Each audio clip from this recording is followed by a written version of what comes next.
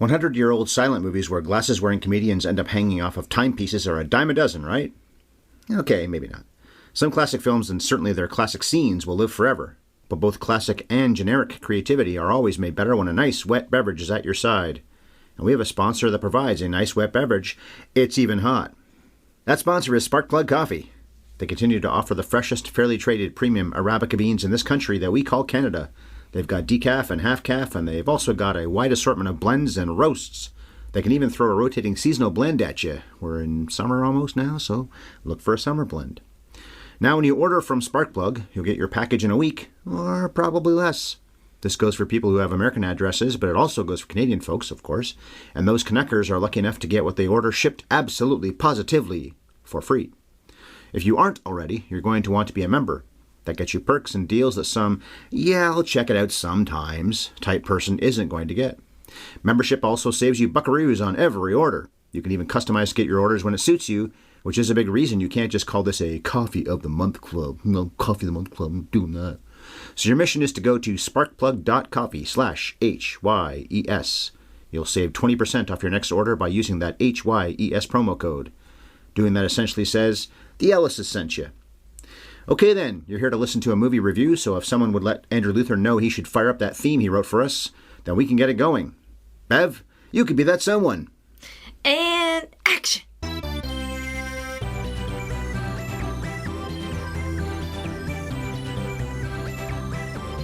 Have you ever seen Safety Last? Hi, movie kids, and we thank you for making this 517th Yap Fest known as Have You Ever Seen just a small part of your day. We go back a ways to analyze classic films, and we do our level best to spoil them fully and completely.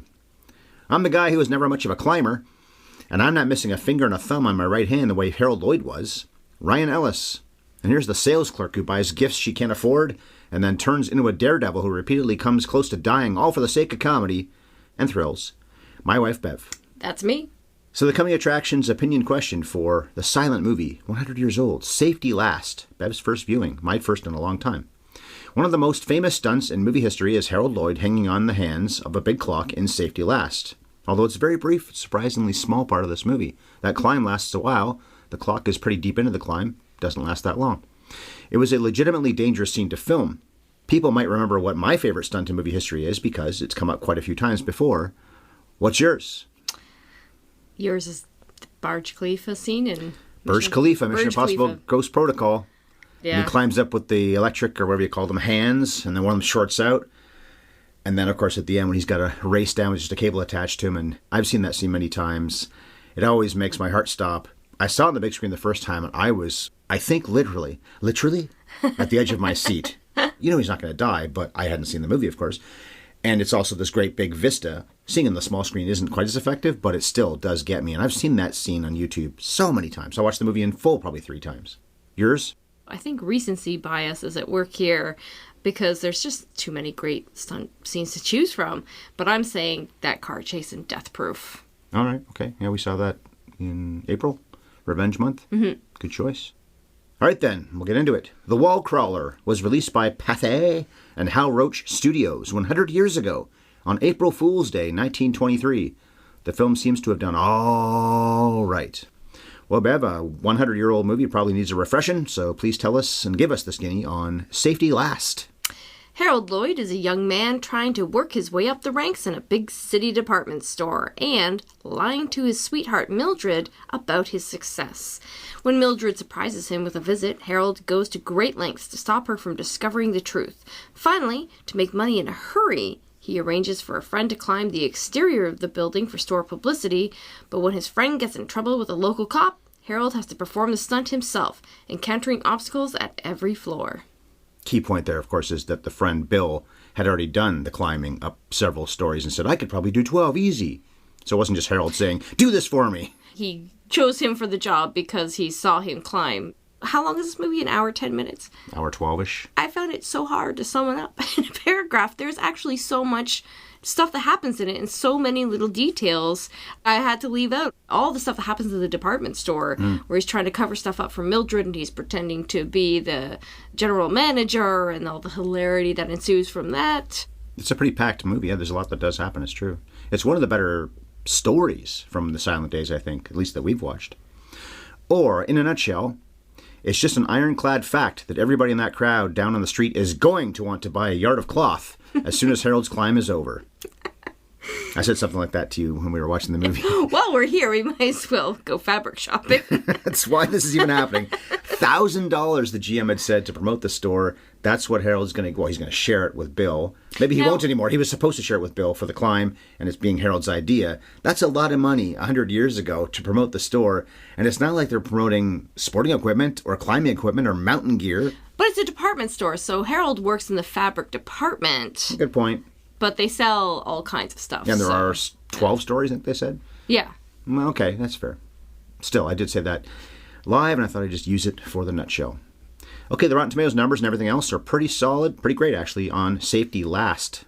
97% of Rotten Tomatoes critics like this film. 8.8 out of 10 is the average. There's 74 reviews on the site, which is quite a lot for a movie that is this old, and 93% of audiences. I think we've covered a lot of these films from 1994 now that made the National Film Registry, so protected by Congress now, recently, is what I'm saying here. Yeah, looking at this, we have in the last maybe 6, 8, 9 months. So, alphabetically, The African Queen, The Apartment, E.T., Freaks, the 1956 Invasion of the Body Snatchers, so the original, The Lady Eve, The Manchurian Candidate, Marty, that was recent, Meet Me in St. Louis, that was in December, Midnight Cowboy, Pinocchio, and Taxi Driver. Safety Last was 97th on the AFI's Top 100 Thrills, Psycho was number 1, and it was nominated for the Top 100 Laughs but didn't make it. If you had just asked me to guess, I would have said, okay, it's on the Laughs list, and okay, nominated for the Thrills just for that sequence at the end, which is a pretty big part of the movie, but this isn't really a thriller until then. But no, it's reversed. This made the Thrills list, did not make the Laughs list, and it was nominated for the 1998 and 2007 AFI Top 100, so the main lists. Chaplin made that 3 different times. Keaton did the second list, not the first, one time. This is the forgotten comedian of this era, of the big 3. He preserved his films. I read that, and maybe one reason why this looked pretty good. Looked great. I don't think anyone else was doing that back then, and apparently he was smart enough to get out when he thought, okay, sound came along, and I made some sound movies, but I'm going to retire now. He married Mildred Davis, the woman who plays Mildred in this movie. A little before this film came out, they were married for, I think, 46 years. Pretty happy life, but he is the overlooked comedian. Anyway, I assume you've never seen a Harold Lloyd movie. I've never covered 2 of them in the past 6, 8 months, whatever it's been, because Chris and I did it by myself. The Freshman, for scoring at the movies when Chris was indisposed. First of all, is this your first ever Harold Lloyd movie? And second of all, what'd you think of it? This is my first ever Harold Lloyd movie. I think the most I'd ever seen was the 30 seconds of him hanging off that clock. Because everyone's seen that, probably. Yeah, I had never seen anything else that he had done. I definitely found it really charming. The stunts are out of this world. He could really hold his own against Chaplin and Keaton. And of all the silent films that we've watched, I think this might be the first time I truly forgot I was watching a silent film. It's really adept at visual storytelling. It feels very seamless and surprisingly engaging.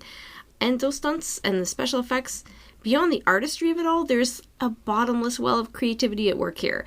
It's constantly surprising. You know, I was looking up how come he's been forgotten while Keaton and Chaplin have been remembered so well and are such icons of the silent era. It's not that he was a tertiary star. He was a huge star. He made more movies than both of them combined. Yeah. He made lots of money. He was incredibly popular, one of the richest men in Hollywood. But it's because he was so meticulous about preserving his movies and hanging on to the copyright. So huge factor. He charged a lot of money to play one of his movies in a theater or to put one of his movies on TV. Meanwhile, Chaplin and Keaton were pretty sloppy about maintaining their copyright, and it wasn't that long before TV stations could more or less air those movies for free. So that's when all those movies got rediscovered because it was easy, free content for TV stations to air, whereas it just wasn't the same with Harold Lloyd. And how many times have we discovered a movie that we consider a classic today that only became a classic because of its popularity on television? I know you know, Wizard of Oz. Oh, but that wasn't a copyright issue. Wonderful Life and Night of the Living Dead. Oh, yeah, Night of the Living Dead. There's a decent chance that none of us would actually know what that movie was had they copywritten it properly. But the fact that it was never copywritten meant that it was incredibly accessible for everyone to see, and everybody saw it and loved it. It's a Wonderful Life had copyright issues? Not all along, but eventually it did, and that's why TV stations would air it at Christmas time, because is it a Christmas movie? Yes. but it was easy content. And don't forget, it's 2 hours and 10 minutes. So that's content at Christmas time, not an easy time to fill slots. So that's one reason why it succeeded so much. And then people thought, I saw that last year. I liked it. I like it even more now. One of my favorite movies ever. And it wouldn't have been if you had to go to some movie palace every year to get a re-release. Not every year maybe, but every 10 years to see a re-release, because a lot of the classic movies got re-released many times over. One of the reasons why Disney has so many movies on the Box Office Mojo Top 200 is because, yes, successful, but re-released. And then again. And then again. Wonderful Life, Night of the Living Dead. Wizard of Oz wasn't the same issue, but it was on TV all the time, so I get your point. Wizard of Oz wasn't a huge hit in theaters, right? That's true, yes. So chances are when they went to sell it to television, it probably wasn't a very expensive movie to run. Another great classic, same thing, wasn't a hit in the theaters, considered one of the greatest movies ever made now because of its tremendous run on television, and that's Shawshank Redemption. How many Sunday afternoons did we spend watching Shawshank on Sundays because it's just what was on TV all the time? And of course it's a great movie, but that accessibility is part of what makes it a classic. So that's the advantage that Harold Lloyd didn't have. And it's interesting to say, it sounds like he had a really happy life. He really did everything right for himself. Keaton didn't. No, Keaton didn't. Chaplin was exiled. Keaton was broke, I think, and Chaplin wasn't, but Chaplin wasn't even living in America because of the whole scandal. A lot of scandals he had. He was called a commie, so he ran away. So they had unhappy lives, well, presumably unhappy, or at least troubled Later lives. And anyway. great legacies, whereas Harold Lloyd seems to have had a very charmed life and a terrible legacy, just forgotten. Not so much with buffs. And this movie was free on Canopy, too. So you talk about it being hard to get to. Well, we probably wouldn't cover it except for the fact it's been on Canopy for months. And then I thought, well, let's do this month of S. And when it was still there, well, then it was an obvious choice to put in this spot. Well, we live in a different world for movie accessibility now than we did for most of cinema history. If the market isn't there for Harold Lloyd movies, Blockbuster isn't going to stock Harold Lloyd movies. They were all about new releases. Well, I always mention the FI lists, and one of the ways I saw so many movies in 1998, as the year went on, because it came out in June, that list did, I think I saw 45 to 47, 48 movies by the end of the year. And most of them, not all, but most of them were rentals from video stores. I grew up in a small town in Bolton, Ontario, and our Blockbuster wasn't terrible. They did have some old movies, but I'm sure I wouldn't have gotten any Harold Lloyd there. You would have got Chaplin, though, because I'm pretty sure... I'm sure they would have had a Chaplin. I think I remember seeing Modern Times and City Lights and maybe even The Gold Rush on the shelves there. Okay, back to Safety Last, though. So Harold Lloyd, as a star, he almost always looked like this. The glasses, that was his trademark. Some of the title cards, and I think the Freshmen, they do this. Every time there's a title card, you see glasses as part of the logo. These title cards were, as you point out, obviously new. They looked impeccable. Yeah. There's no music credit for this, yet the music feels like it might be new as well, which is not unusual with silent movies. I feel like sometimes either they redo what was done before, so it doesn't sound quite so old. No, but traditionally, it was done live in the theater. There were just piano players, and it's not like they were given sheet music to follow. There were just people who did this for a living. They just played piano with movies. Oh, it's a serious scene. This is the serious song. Okay, it's a silly scene. It's a silly song. It's an adventure scene. Adventure song. It seems like they tried to replicate it, although I kind of hated the music, especially in some of the less adventure-y scenes where they would play this maudlin music. Almost a dirge. Even though it's still a silly movie, this is still a silly scene. Yeah, the subject matter is that he's sad because he misses his girlfriend, but this is still not a tragedy. He's not a sad character. No, exactly. It's still very lighthearted, and the music really didn't reflect that. He's got a good life. He doesn't have the life that he tells her he has. He's just impatient for the life that he wants, that's all. I also felt like the sound effects had to be brand new. Maybe they probably didn't have sound effects back then, No, actually. of course but not. They felt like they were new. So Harold leaves for the big city, leaving Mildred behind. At this point, I think he may have married her in real life. But anyway, they're just boyfriend-girlfriend in this movie. And rooms with Bill. The rent is due, and one of the best touches in the whole movie that I don't hear people talk about a lot, but they really should, because the movie, of course, is funny too, is when they hide in coats. Great stunt that Harold Lloyd and Bill Struther, who plays Bill, the only movie this guy ever made, by the way. Nothing else on his resume. Really? The guy who climbs the building. I wonder if he just got cast because he can climb It buildings. must be that. Yeah. He was fine in this scene, at least. He doesn't have a lot of acting to do other than this opening scene. Not opening, but one of the first scenes with Harold.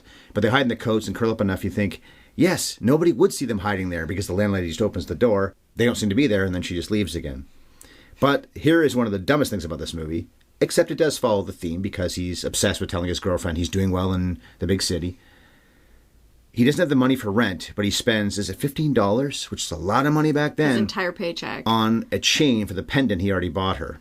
He's spending the money that he should be spending on rent And food. On presents for her, yeah, and food, to convince her that he's successful already when he's not yet. It is the lie plot. This is a cliche, at this point certainly a lazy plot device for comedies. Maybe it wasn't 100 years ago. Currently, it's very cliche. The fact that 100 years later, people are still very avidly using this as a plot device where you have a sympathetic character who tells an understandable lie because they love a woman, because they want a job, and you name it. All the comedy comes from their attempts to stop people from finding out about this lie. Everything is wrapped up in this inciting problem. There's the early scene where he jumps in a crowded streetcar. First he can't get on here, can't get on there. It's that crowded. He gets on it for a little while and ends up doing the splits while hanging off it. It could be a stuntman. If it was Buster Keaton, that would have been Buster Keaton doing that. I don't know if it was Lloyd, but somebody did that. Then he falls.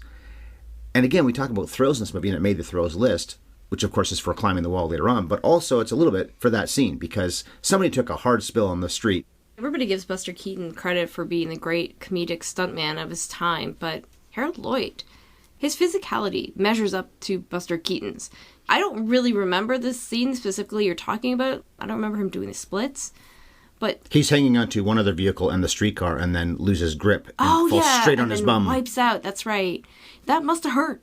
Well, he did lose a finger and a thumb. It was some kind of explosive device that went off. I think it was a prop on a movie set, and he shouldn't have put his hand on it. He shouldn't have closed his hand on it. I guess he did. And then the right thumb and right forefinger are gone. So you're watching a guy who's doing this with 8 digits and missing one of the key ones, the thumb. The big stunt where he's climbing the building. They had like a street in New York City that is the backdrop, and they had various buildings of various heights where they would build the set on the roof of that building so that there's something below him when he falls, like a mattress or whatever, and they build the building facade on the roof of that. The camera never... He's not 8 stories up. He's not 8 stories up. The camera never pans 12. down to actually show him where he is. But still. It's a very convincing shot. It looks really good. But if you see the drafts of exactly how they did it, it was still pretty dangerous. There was still not a zero chance that he would fall off the ledge of that building to his death. Yep. There's just this mattress below him, and I just picture Homer Simpson when he Ned throws the mattress down, and then Homer falls on the mattress and bounces right back in the burning house. That's kind of what I'm picturing. It wouldn't be that hard for him to fall on the mattress, a weird angle, take a tumble over the edge of that building, or even just land on the mattress in a terrible way and hurt himself that way anyway. Yeah. He is like an acrobat. Over and over, he's doing these incredible stunts that involve flipping upside down, hanging on by one hand. This man was great at what he was doing. And I don't think that Buster Keaton's any better at it. He wasn't trying to be Buster Keaton. He was very much trying to be Charlie Chaplin. You say, oh, he looked the same in every movie, but when he first got started, he literally dressed like Chaplin. He had the mustache. He was playing a character. It was very much like the tramp called Lonesome Luke. And he dressed slightly different. The mustache was a little different. His outfit was tight instead of loose. But he admitted later on, he was just blatantly ripping off Chaplin. It was how they got their start when they started the studio. Hal Roach and him became friends when they were extras in very early silent films in Hollywood. And then Hal Roach came into some money, and that's how they started the studio together. And they just always worked together. Obviously had a great partnership. They created this character together, and it just did well. This is back when he was making shorts, moving up to feature films, and eventually deciding, okay, it's time for me to find my own voice and create my own character. And then he creates this character that's much more of like an everyman. You know, the tramp is a clown, right? It's like this vaudevillian exaggeration of a character, whereas Harold Lloyd, his character never had a name. It was Harold, or you like do the see boy. His time card in this movie where it says Harold Lloyd, but he's not supposed to be Harold. He's just supposed to be the boy. The boy, which is funny. How old is this man to call him the boy? I know he's supposed to be a young man getting his start in life, but he looks like... Even if he was 18 or 20, you'd like to think that he would think that he's not a boy. I'm a man. He's trying to start his life and get married to his sweetheart, so he's a grown-up. But you're right that from this point on, this was the character that he played. This was the character that really worked for him. But they were very successful in both their early films and later films. Yeah, because most of the people we think of as the silent stars had to have been in shorts at one point. Just like a lot of the great actors of the, 40s, 50s, even in the 60s, people that were still working at that point, started in silence. John Wayne did a lot of silent movies. John Ford directed a lot of silent movies. But we think of them as, of course, big screen people, widescreen and color. But They were in the silence, then it was the black and white, and then eventually moved on because they worked forever. When we talk about Harold's talents, one of the nice little moments, because he's late for work, he sneaks in as a mannequin. Was that the black guy? There's at least one black guy in this movie. Somebody carries him into work, though, and then he sneaks the clock back so he's actually on time because the snooty floor walker can't possibly know he was late by maybe 10 minutes. By the way, there's only 5 credits on IMDb. It's Harold Lloyd, Mildred Davis, Bill Struther, Noah Young, the cop, it says the law here, and then Westcott Clark, who's the floor walker. The GM, I looked a minute ago before we started recording. I don't see him listed anywhere, even in the uncredited list of people. And we do see the GM. It's not the floor walker. It's not the same guy. During the spectacle of him climbing the building, the drunk is a big character, having his own little adventures on the street. The drunk is listed here. Oh, he is listed. I'm just saying that the GM is not. So those sequences are pretty good. You've got the old biddies at the sale. That would have been a good sound sequence because, of course, obviously that's a huge clatter where they're all just ripping at him. They tear his coat off at one point, and he gets in trouble with the floor walker for not wearing a coat. He's exposed his shirt sleeves. Oh, my God, my stars and garters. People saw you in not 3 layers of clothes. We don't see Bill for a little while, except he is chased up a building by the cop because Harold told him, I know this cop. He's an old friend of mine because Harold just talked to a cop that was an old friend of his. But then they switch over when the other one happens to be another classic comedy, especially silent movie trope, the switch. That guy over there. For some reason they change. Nobody notices that. And then you play a prank on him. And then you're in trouble. Well, they do the old, I'll push him over you when you're behind him and he'll fall to the ground. The cop takes that a little too seriously that he wants to chase Bill up a building and then, of course, wants revenge later on. But that is basically the plot line of the whole film. After Harold sees him climb up that building, wherever it is, a couple of stories. You're great at that. I could climb forever. I could climb 12 stories.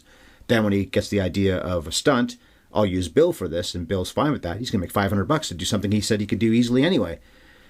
But it's only because the cop is mad about what happened, whatever it was, days before. He wants revenge on this guy. He doesn't know what he looks like. Well, he knows a little bit what he looks like, but he's not entirely sure who Bill was at the time.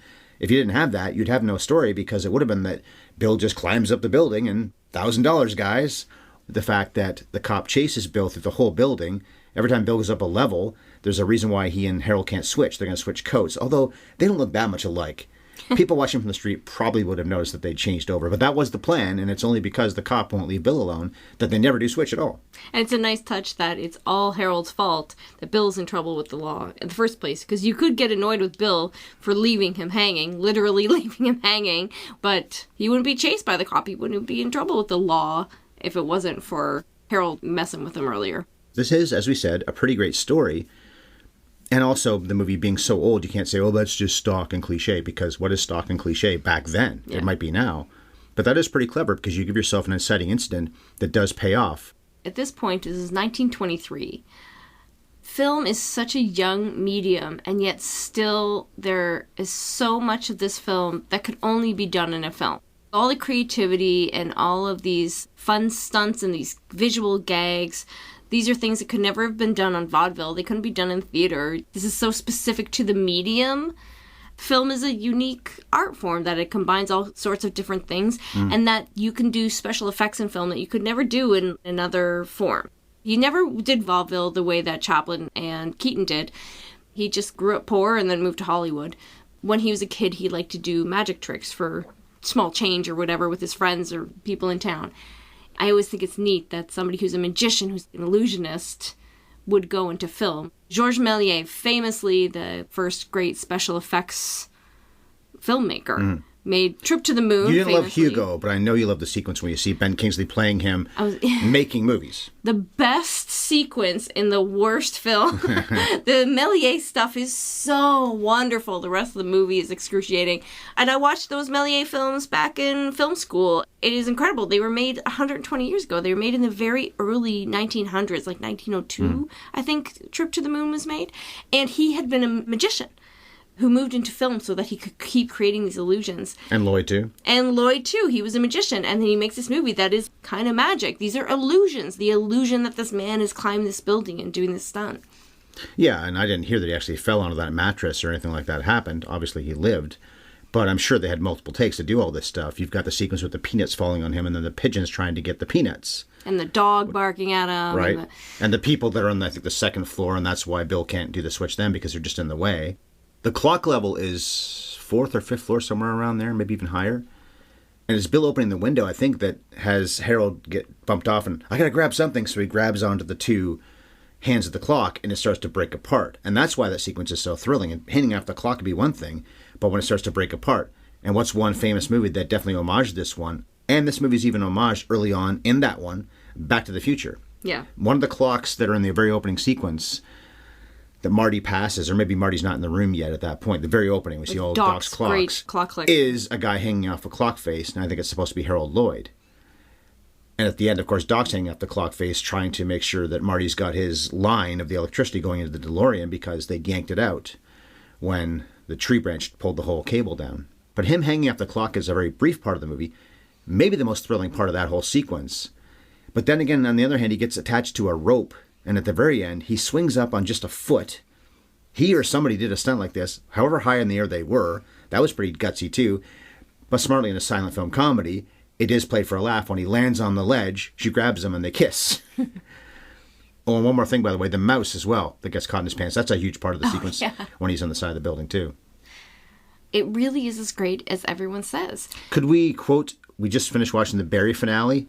Wow. That's the name of the last episode? He makes it look easy. He makes himself look just so light. It's all sped up. So then it looks a little bit sillier, and I think it makes the stunts look lighter and easier. Right. And that part is truly exciting. Well, It doesn't feel that old-fashioned. No, it really doesn't. It's a 100-year-old film. It doesn't feel like a relic. He also gets hit in the head at one point, and there's a drunk walk type thing on the edge. So I'm sure people watching this in the theaters back then were all going, "Oh no, he made it all that way at the very roof of the building, the top level, and might fall." All right, then Harold Lloyd. I talked about covering The Freshman on Scoring at the Movies, which is now deceased. Chris and I last week posted our last episode of Scoring at the Movies, but then they'll be up forever. I talked about Freshman by myself last year. Also, he was known for Speedy, which I believe played off the same character because he's called Speedy. I think he's Harold Speedy Lloyd in The Freshman. If I didn't say already, he did have a stunt double in this, according to what I'm reading here. And then you talked about the set being another building. So it wasn't as dangerous as it looks, but it wasn't exactly a safe thing to do. It was still pretty crazy. Mildred Davis made many movies with her husband. They got married, yes, 1923. They were married for 45 years. She died at 68 of a coronary, so he outlived her by a few years, but he was also older than her, so he did have a nice long life. She also made a sailor-made man with him, so a sailor-made, not tailor-made. Bill Struther, his only movie. Noah Young, he's the law. He made others with Lloyd, including For Heaven's Sake and Grandma's Boy, and then Westcott Clark, the snooty floor walker, made about a dozen films in total. We usually talk about the director before this point, but we haven't until right now. Fred Neumeier and Sam Taylor, they also directed The Freshman. They worked with Lloyd all the time. Taylor especially worked with Lloyd quite a bit with writing, because Taylor has a writing credit on this, as does Tim Whelan, I'm guessing. Whelan? W-H-E-L-A-N, probably Whelan, worked on The Freshman. And then Hal Roach, the producer, also had a credit as a writer. And I'm sure Lloyd worked on the screenplay too. He doesn't have a writing credit, though. Is he uncredited? Let's see. Yes, he is. He's uncredited, at least, as is Gene C. Havez. And then Hal Roach, the producer. The IMDb shows over 1,200 production credits. Okay, that's the shorts. Yeah. Yes, you could do a lot of shorts in a year. I read that they would make one a week.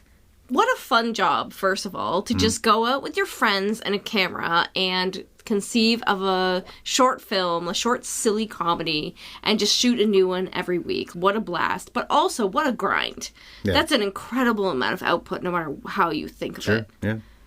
He was also known for working with the Our Gang group, so the Little Rascals, Spanky Alfalfa, and so on. That bird agrees.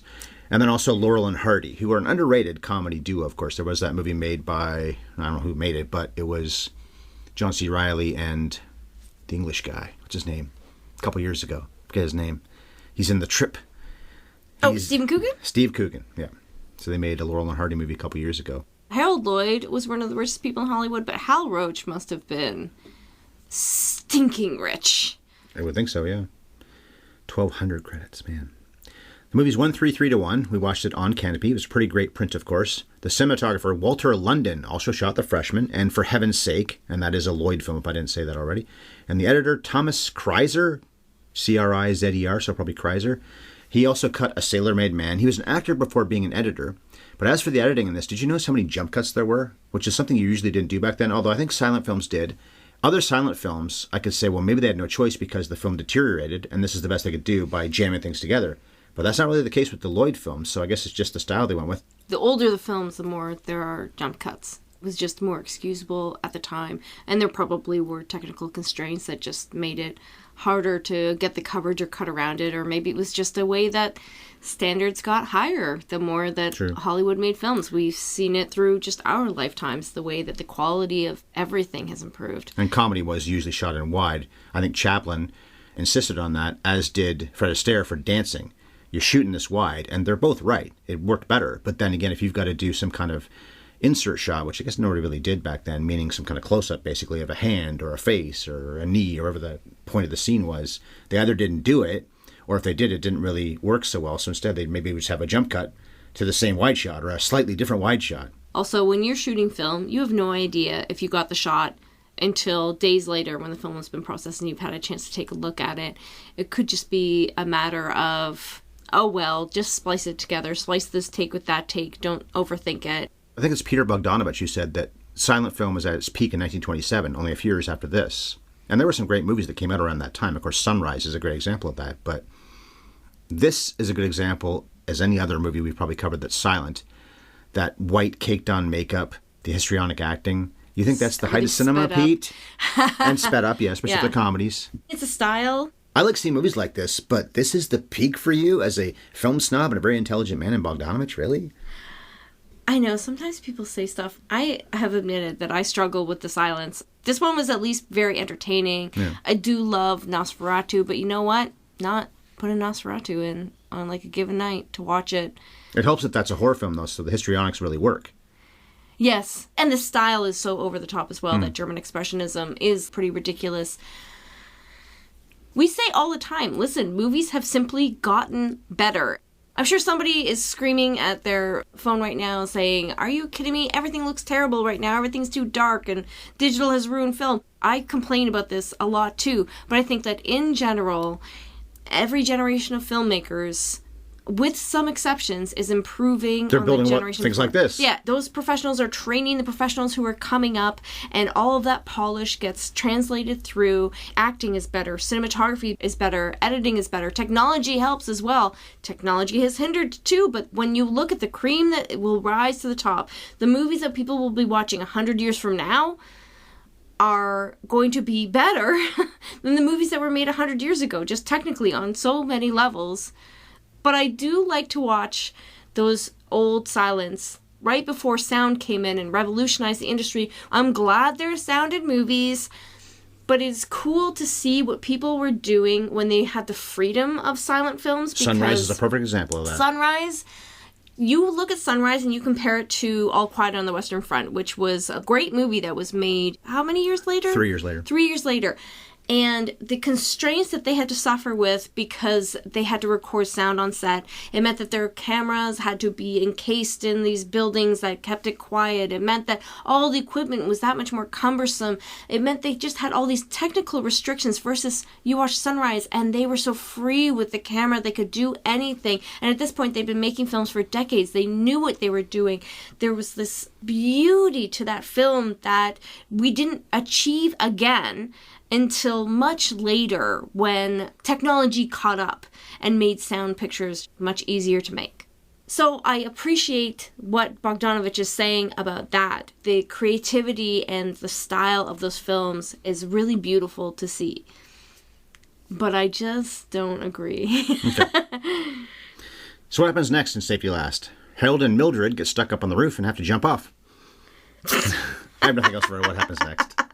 Although what you do happens see, next is she finds out he's been lying to her this whole time. That could be, yeah. But he has $1,000, so who knows? Oh, $500 he wants to share with yeah, Bill. that's Although right. Bill didn't do the climb. Yeah, but Bill didn't do the climb because Harold got him in trouble with the cops. So I think he should still pay Bill the $500. And at the end, the cop is still chasing Bill, too. Exactly. So like he kind of owes Bill the money anyway. Harold's with Mildred. But $500 back in this time frame probably was enough to move her to the big city and move in with him and get married. Plus he's impressed his boss. And then, so maybe yes, he'll get a promotion. True. And they're all going to buy all kinds of cloth. Or you're right, other things in that department store. What's it called again? Devore Department Store, it's called, where he works. Okay, then last thoughts on a silent movie. We haven't covered one of those in a little while, I don't think, anyway. Well, I covered Sherlock Jr. earlier this year, but that was a solo shot. So last thoughts on Safety Last. Well, I was obviously overdue in finally seeing a Harold Lloyd film, and learning about where he fit in among the great silent film comedians. So it's really more of an eye-opener about the forces that make one artist relevant while another one fades into the background of history. And film buffs have been following Lloyd for a long time. We talk about this guy being ignored or not remembered, but that's by more casual people, or people that say, I love movies. Who's that? Yeah. True film buffs know this guy, and they always did. He was discovered after his death in the 70s when they could, again, show his films for, much less money. But he just didn't have those decades of appreciation that Keaton and Chaplin were getting. Right. Well, this not only has some good titters for a century-old movie, and of course it has some effective thrills, but it's also a pretty good story, don't you think? Made me laugh to beat the band. Parts, anyway. I didn't like seeing down. Neumeyer and Taylor, we barely said their names, tell the story very efficiently. This was a fun watch, definitely. In 4 days, I will once again sit comfortably in front of the mic by myself. This time I'll be analyzing the 1932 version of Scarface, so only 9 years after this movie came out. I'll bring up the Al Pacino one during that episode, but the focus will be on the 91-year-old Paul Muni gangster classic. In 7 days, Bev and I will continue to talk about comedies with romance in them, although there will be no dangerous stunts in the sides of tall buildings in this one. People will just take the elevator up to the top of tall buildings. We'll skip ahead from 1923 to 1993 and review Nora Ephron's Sleepless in Seattle. The coming attractions trivia for Sleepless in Seattle. Ephron's movie refers over and over and over to the Cary Grant, Deborah Kerr love story, An Affair to Remember. Both movies made the AFI's Top 100 Passions list. Which one ranks higher? You obviously already know how to find us, but let me remind you to favorite or subscribe wherever you listen. And wherever you find us, you can find our archive of hundreds of episodes that are available for free. We're both on Twitter. I'm at Bev Ellis Ellis, and Ryan is at MovieFiend51. You can also reach us by email, haveyouvseenspodcast@gmail.com. We have a YouTube channel. It's at HYES Ellis. And to enjoy freshly roasted premium coffee delivered straight to you in Canada or the US, please go to sparkplug.coffee/HYES and enjoy a 20% discount. In honor of a silent movie, my parting shot is... And cut.